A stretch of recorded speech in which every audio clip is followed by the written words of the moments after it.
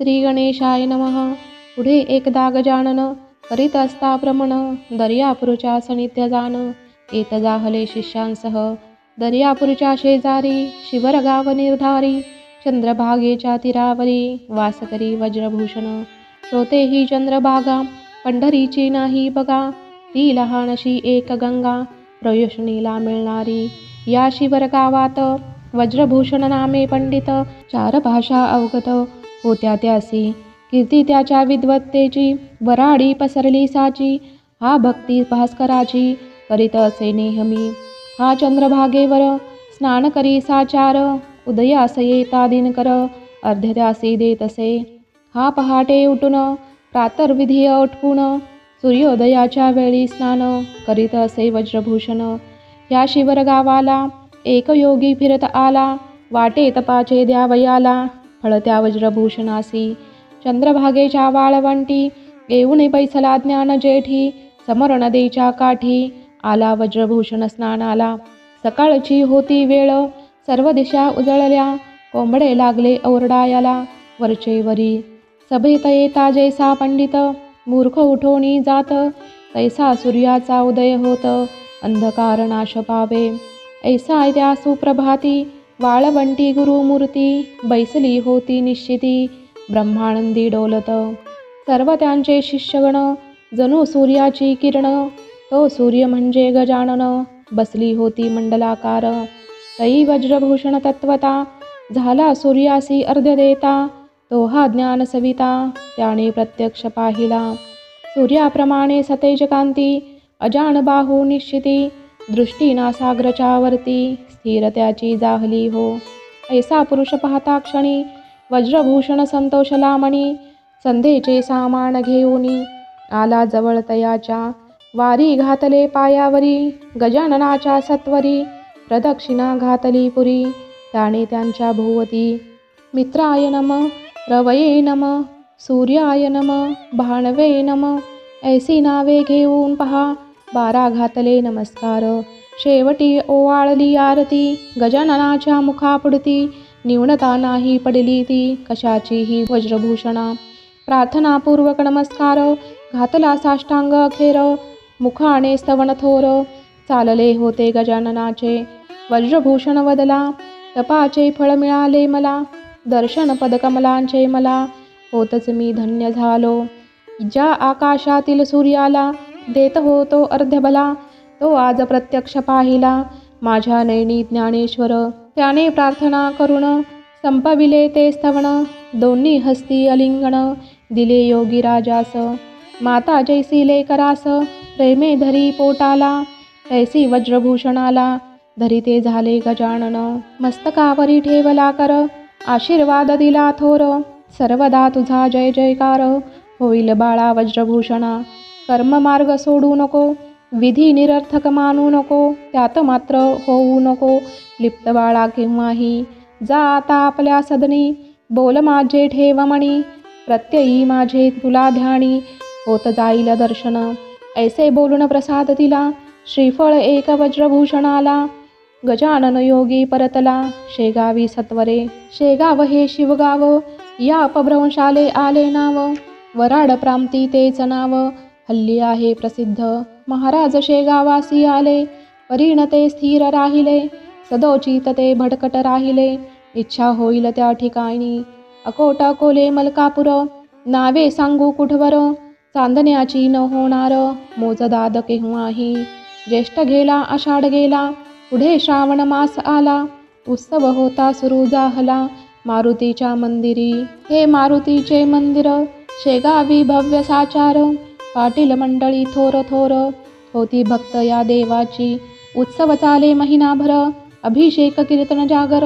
भोजनास येई पुर अवघे जन तृप्त होती. या उत्सवाचा पुढारी खंडू पाटील निर्धारी. जो गावचा कारभारी होता उदार मनाचा. ह्या मारुतीच्या मंदिरासी श्रवणाच्या सुरुवातीसी आले गजानन पुण्यराशी. उत्सव श्रींचा पाहण्याला ते बोलले बंकटलालासी. आता ह्या मंदिरासी मी राहीन अहर्निशी. ह्याचा शोक करू नको गोसावी संन्यासी फकीर. यांना कायमचे राहण्या घर योग्य नाही साचार. तुम्हा प्रपंचिकांचे. मी आहे संन्यासी, राहतो या मंदिरासी. ज्या दिवशी तो बोलविसी, तेवढ्या पुरता येईन तेथे. हे अंतःकरणीचे गुह्य तुला, सांगितले व्यंकटलाला. स्वामी शंकराचार्याला, भ्रमण करणे भाग जाहले. गोसावी मचिंद्र जालंधर, हेही राहिले निरंतर. प्रपंचिकाचे वगळुनी घर, वना माझी वृक्षातळी. शिवाजीचे प्रेम फार, होते रामदासावर. करी सज्जन गडावर, स्वामी होते राहावया. याचा विचार करावा, हट्टमुळी ना धरावा. म्हणण्यास माझ्या मान द्यावा, कल्याण आहे यात तुझे. निरुपाय होऊन अखैर, देत झाला रुकार. तो व्यंकटलाला साहुकार, गजाननाच्या म्हणण्याला. मंदिरी समर्थ येता, हर्ष झाला समजता. भास्कर पाटील सेवे करता, जवळ राही निरंतर. हा मारुतीचा उत्सव, करीत होता सारा गाव. याचा पुढारी खंडेराव, गणेश पाटील कुळाचा. हे पाटील घराणे जाण, आहे अति पुरातन. हे घराणे सुसंपन्न, पसारा थोर शेतीचा. पूर्वीपासून त्यांच्या घरी, संत सेवा चालली खरी. आले भाग्ये जमेदारी, मग काय विचारिता. महादजी पाटलास, पुत्र होते 2 खास. कडताजी नाव थोरल्यास, धाकटा तो कुकाजी. कडताजीला पुत्र 6, कुकाजी भाग्यवान महा. भक्तांनो जरा इथे पहा, पुत्र नव्हता त्याच्या कुशी. कडताजी पावता मरण, साही मुलांचे संगोपन. कुकाजीने केले जाण, जन्मदाता पित्यापरी. कुकाजीच्या राजवटीत, बहुत झाली भरभराट. अष्टसिद्धी सदनात, वाटे नांदू लागल्या. कुकाजी नंतर, खंडू करी कारभार. त्यांचा पुढे साचार, काही न चाले कोणाचे. ह्या खंडू पाटलाप्रती, 5 बंधू निश्चिती. गणपती नारायण मारुती, हरी आणि कृष्णाजी. पाटील आधीच जमेदार, सत्ता नाही साचार. पैशाचा तो निघे दूर, जयाच्या घरामध्ये. भाऊ सारे तालीमी करीती, दांडपत्त्या ते खेळती. हरी पाटलास शोक होती, होता तो कुस्तीचा. उत्सव नावास मारुतीचा, तरी जय जयकार पाटलाचा. गावातील लोक त्याचा, शब्द एक एक झेलत. नेहमी भांडणे मारा माऱ्या, शेगावात होत खऱ्या. पाटील एका मापी साऱ्या, लोकांप्रती मोजित असे. हा साधू हा संत, ना येई त्यांच्या मनात. वाटेल त्या बोलती सत्य, अद्वा तद्वा यथामती. ह्या पाटील बंधूंनी, राहुळात येऊनी. महाराजांची हे टाळणी, करणे सुरू केले हो. ते उणे अधिक बोलत, त्यांचे बोल समर्थ ऐकत. कधी न ते प्रत्यय करीत, सर्वणेत हसण्यांवरी. कुणाचा कधी समर्थांनी, रागना धरला मणी. सर्वांना घेती समजावणी, संत श्री गजानन. ऐसा उर्मट प्रकार, मंदिरी चालली निरंतर. म्हणून पाटील भास्कर, समर्थांचे ऐसे वदला. नका महाराज येथे राहू, चला अवकवल्यास जाऊ. पाटलांची पोरे माजली बहुत, नको संबंध तयाचा. शक्तीने हे माजले, संपत्तीने धुंद झाले. सत्तेपुढे काही ना चाले, येथे त्यांच्या पाटलकी. वदले गजानन त्यावरी, भास्कर थोडा दमधरी. ही पाटील मंडळी खरी, माझी भक्त आहेत. मात्र विनयाप्रती थारा, त्यांच्या पाशी नाही जरा. हे शोधून पहा अंतरा, म्हणजे कळून येईल तुझं. ही पोरे पाटलांची, माझी लेकरे आहेत साची. याजवर कृपा संतांची, आहे हे ध्यानी असू दे. जमेदार उर्मटपण, हेच त्यांचे भूषण. काही दिवसांनी जाईल निघून, उर्मटपणा ह्यांचा हा. एके दिवशी हरी पाटील, आला मारुतीच्या मंदिरी. म्हणे गजाननाच्या धरुणी परी, कुस्ती खेळा माझ्या सवे. तुम्हाला मी कुस्तीत, हरवीन हे त्रिवार सत्य. म्हणून माझ्या सवे तालमीत, गजानना तू यावे. तुला कुस्तीत करीन चित, चल ये तालमीत. उगेच ना बैस म्हणत, गणगण गणात बोते. तुमचे प्रस्थ माजले बहुत, हे खरे खोटे आज पाहू. मला पाडसी तरी देऊ, तुला मोठे बक्षीस. ते समर्था आवडले, दोघे तालमीत गेले. तेथे समर्थांनी कौतुक केले, ते आता परियेसा. खाली बसले गजानन, उठी व आता मजला गुण. असला जरी पैलवान, वदले समर्थ श्रीहरीन. हरी पाटील उठवावया, लागला यत्न करावया. परी गेले ते अवघे वाया, समर्थ हले ना मुळीच. घामा घुमतणू झाली, शक्तीची ती कमाल केली, पेच झाले निर्बळी समर्थांसी झुंजता. हरी म्हणे मनात, हा केवढा तरी सशक्त, फिका पडेल पर्वत यांच्या पुढे. हा किडकिडीत दिसतो जरी, शक्ती त्याची गजापरी. खोड्या आमच्या नानापरी, याने आजवरी सहन केल्या. आणि त्याचे कारण म्हणजे हा गजा समान बलवान, आम्ही जंबुका समान, म्हणून काही हा न रागवला. कोल्ह्याच्या चेष्टेला हत्ती लक्षण देत भला, तैसे श्वानाच्या भुंकण्याला व्याघ्रणा देत किंमत. हरी पाटील वदला, नमस्कार न केला कोणाला, आज ह्या पदाला डोके टेकणे प्राप्त झाले. समर्थ वदले पाटलासी, द्या बक्षीस आम्हासी, ना तरी चितमसी तू करावे कुस्तीत. कुस्ती हा मर्दानी खेळ श्रेष्ठ सर्वांहुनी, कृष्ण बलरामाने बालपणी कुस्त्या ऐशाच खेळल्या. हा हरी पाटील समर्थांपुढे झाला खजील, अद्वा तद्वा बोलणे सोडून. तेव्हापासून संतांपुढे मी पाहुनी त्यांची कृती, इतर बंधू बोलती, हरी हा त्या जोगड्या प्रती. का भीतो सकळेना आपण पाटलांचे सुकुमार, गावचे जमेदार तूच का ठेविसी शिर, पायावर या नागव्याच्या. ह्या पिशाचे थोटांड माजले गावी उद्दंड, त्याचा पाहिजे काढला दोड, लोका सावध करावया. ना जरी ऐसे आपण केले, तरी जन होतील खुळे. पाटलांचे कर्तव्य भले, गावा जागृत करण्याचे. भोंदू साधूचे वेश घेती, वेड्या वाकड्या कृत्या करती, बाया बापड्या भोंदिती, त्याचा करी विचार. सोन्या कसला विल्याविन, न कळे रे सोनेपण, तुकारामाचा शांतपणा उसानेच समजला. ज्ञानेश तेव्हा साधू कळला, जेव्हा रेडा बोलू लागला. परीक्षेवी न कोणाला, अस्थानी मान देऊ नये. आज परीक्षा याची, आपण घेऊ साची. मोळी घेऊन उसाची, मंदिरी पातिले. मोळी घेऊन उसाची, मंदिरी पातिले साचे. हरी पाटील बोललाची नाही काही. इतरांनी समर्थास सवाल केला, ऊस खातोस का खुळ्या. ऊस पाहिजे असल्यास तुला, आमची आहे एक अट, ती मानावी लागेल तुला. तडाखे उसाचे मारू अंगाला, वळ नाही जर उठला पाठीला, तरीच तुला मानू योगी. बोल आहे कबूल का, पण काहीच बोलत नाहीस का. वदला मारुती पाटील सखा, अरे हा आहे घाबरला. वदला त्यासी गणपती, अरे हा काही न बोलती. याचीच मूक संमती आहे असे समजावे. तेव्हा तुम्ही बघता काय, द्या तडाखे 2-4, मग कसा येईल वठणीवर हा भोंदू पहा जरा. तेव्हा दोघा तिघांनी हाती ऊस घेऊनी, सुरुवात केली झणी तडाखे द्यावाया अंगावरी. भास्कर पाटील राहिला केवळ आधार गजाननाला. तेव्हा तो वदला त्या अडदांड मुलांना, भास्कर म्हणे पोरांसी, नका मारू समर्थांसी. या उसाने आज दिवशी हे काही बरे नव्हे. तुमच्या पाटील कुळात जन्म झाला हे सत्य, दया असावी मनात दीनपुरुषांविषयी सदा. हे साधू तुम्हासी, जरी न वाटतील मानसी, तरीही न दीन लेखुन द्यासी. द्यावे सोडून हेच खरे. शूर जे असती, व्याघ्रावर चाल करती, उगीच बंदूक उचलून हाती, न मारती नाकतोडा.